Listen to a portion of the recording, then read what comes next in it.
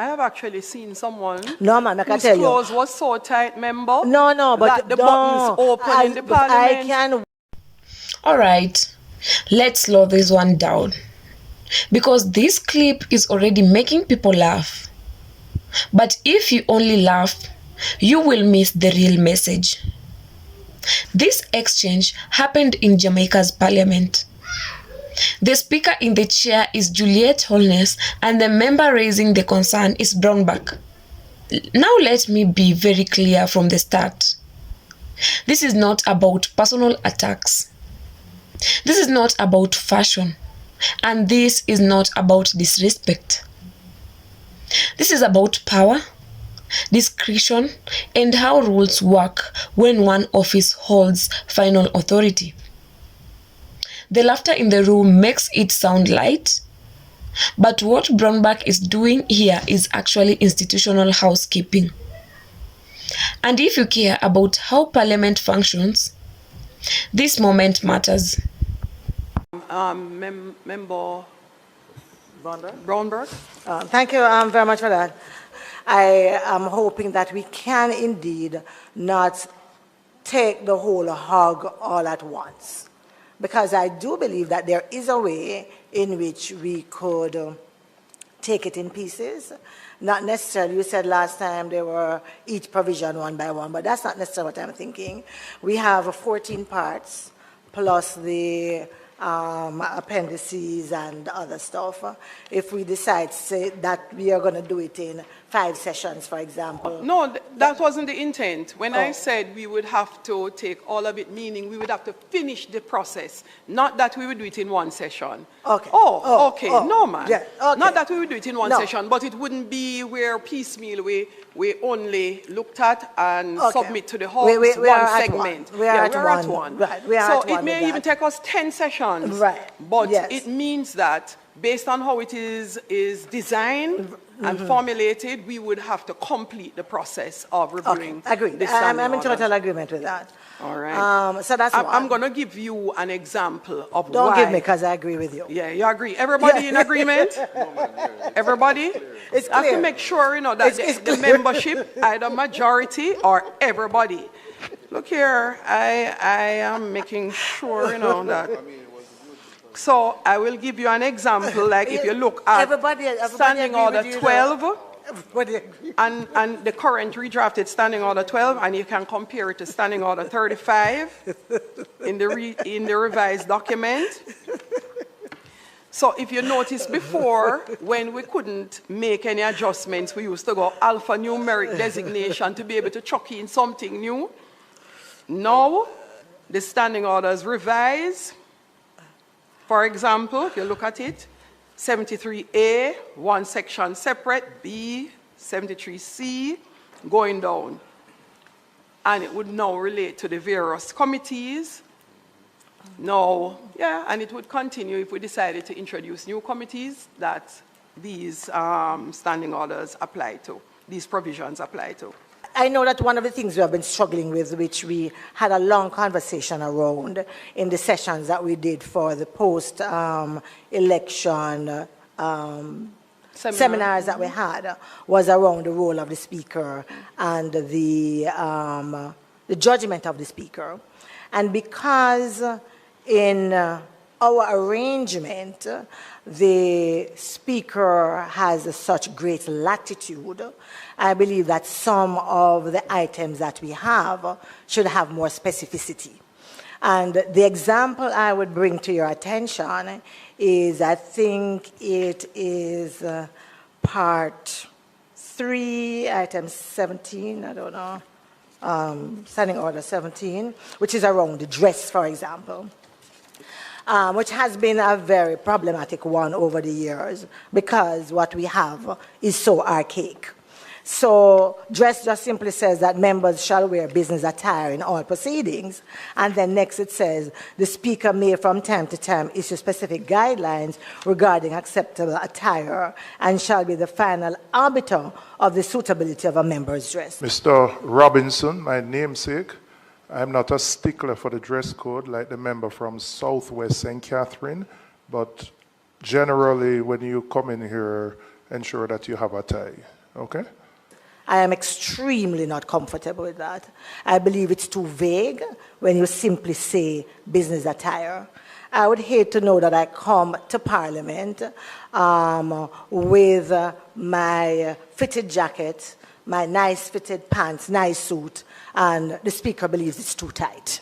I have actually seen someone no, man, I can whose tell clothes you. was so tight, member. No, but that the buttons open in the Parliament. I can walk in my clothes, it's not too tight. No, meaning because I have seen a member sit down in this house. I decided not to point it out, and it is in a recent time. No, but I want to raise it so the Speaker can allow me to complete with all the bus and then buttons opening inside the house. And I will go further. Madam Speaker, I would want you to hear me because you are the one with the latitude, and I am just alerting that when you have such a latitude, it cannot be that vague. I don't want to go into the conversation today because I assume that there's going to be a time when we are going to do it. I'm just alerting that given the powers of the Speaker and this idea where some believe that the Speaker doesn't have to be there, that we need sufficient, you know where I'm going, you know where I'm coming from. Some. The presenter didn't say some. The presenter was very clear. No, that was the presenter's opinion. Yeah, the presenter was very clear. That was the presenter's opinion. I don't happen to share it. And that is the reason why I want to make sure in such circumstances we have enough specificity for there to be some guideline. It's not for the Speaker. It's for all of us because these are our rules that guide us. And I just alerting for that. I think outside of that, I'm good. The two most important things is additional documents that were used or that were developed from which we ended up having this. No, you wouldn't have had other documents developed. So, you wouldn't have had other documents developed. So, let's split the two benchmark discussion. Yes. I think I was just listening to see if we're on the same page in that regard. One of them would have been a benchmark review of our Parliament. Yes, that's what I'm saying. I'd like to be able to see the benchmark review. Right, so it wasn't really standing orders for our Parliament. But it's generally, and it would have some implications, would it not? No, that's why I wanted to make sure you're clear on that. The benchmark is really the standard across various different parliaments. What is the standard across Commonwealth parliaments? So they would be able to give you, the standing orders now that would have highlighted what is best practice in various jurisdictions. So I will find out from Sean if he has a document per se, or he can give us a body of documents that we can refer to as like a research or background to be utilized. Thanks for that. Yeah, that's what I'm hoping we can get. Yeah, so I just wanted to make sure everybody is clear in that regard. Thanks, member. No problem. Do you have any other point before? Just making sure. I'm sorry. That the specificity.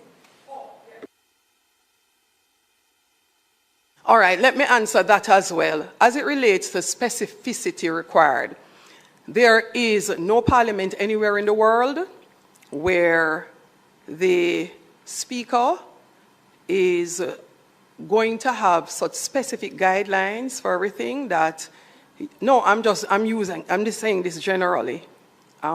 Such specific guidelines for everything. So much so I'll say to you.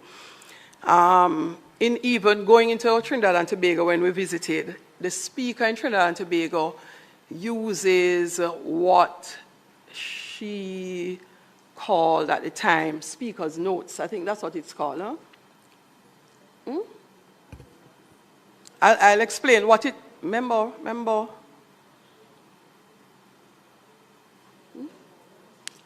Like the reminder notes. So like some standing orders, they would send out just a reminder just to refresh persons' understanding of something or give some clarity to a standing order. There was a note to it I think it's called Speaker's Notes. Huh? No, not in opening remarks. It's a written document that would have been circulated. Like one of them I remember was as it relates to persons who carried phones in the chamber, instrument in the chamber, giving an update. One of them was like noise in the chamber where people came and, right. So there were some speakers' briefing notes that used to be circulated from time to time.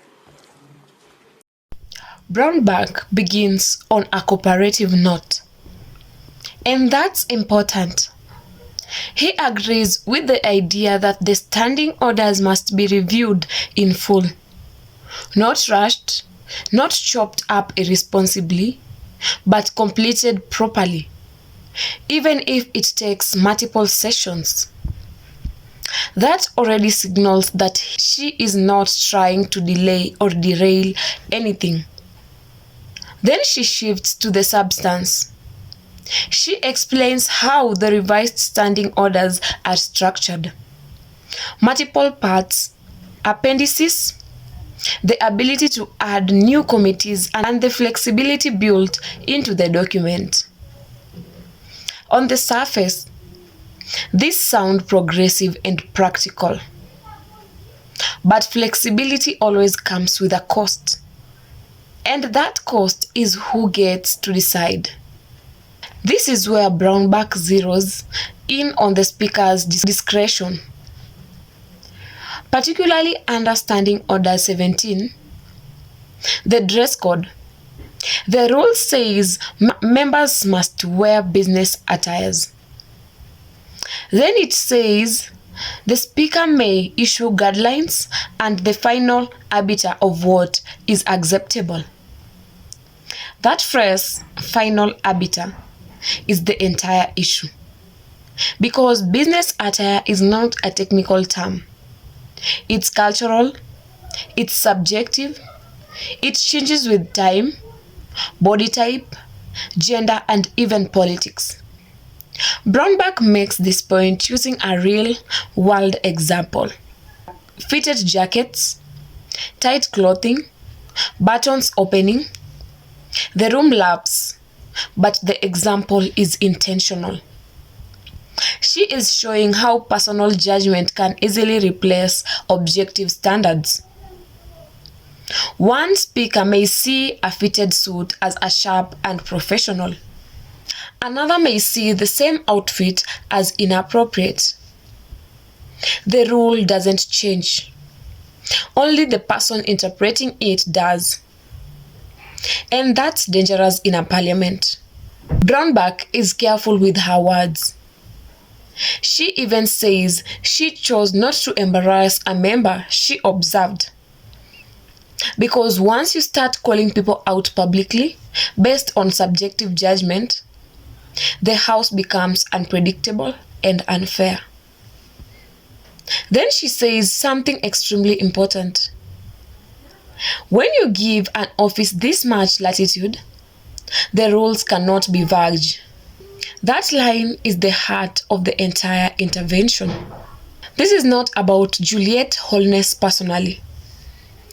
It's about the office of the speaker, which exists beyond any one individual.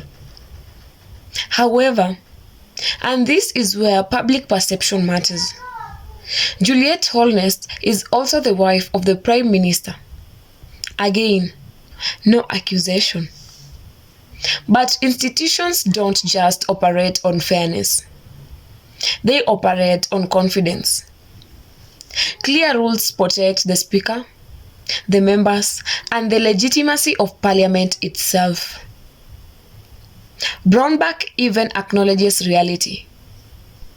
No parliament in the world has rules for everything. Discretion is necessary. But discretion without guardrails becomes authority without accountability. He contrasts with this practice in other Commonwealth parliaments, referencing things like speaker's notes or briefing documents, written guidance that clarifies how rules should be applied constituency. That's a key point. Clarity doesn't weaken authority. It strengthens it. The laughter in the chamber is telling. Jamaicans often laugh when power is questioned politely. But polite questions are still powerful. What Burke is really saying is this: rules should not depend on personality. Authority should not rely on interpretation alone. And members should not have to guess what is acceptable on any given day. Because today it's dress code, tomorrow it could be conduct, next week could be recognition, discipline, or silence. That's how institutional imbalance starts, not with shouting, but with unclear rules and unchecked discretion. So here is the question you should be asking yourself. Do we want a parliament governed by clear, written standards or by interpretation and goodwill? Because democracy doesn't fail overnight. It erodes slowly. When rules are vague and power is concentrated. Drop your thoughts in the comments. Keep it respectful. This conversation matters.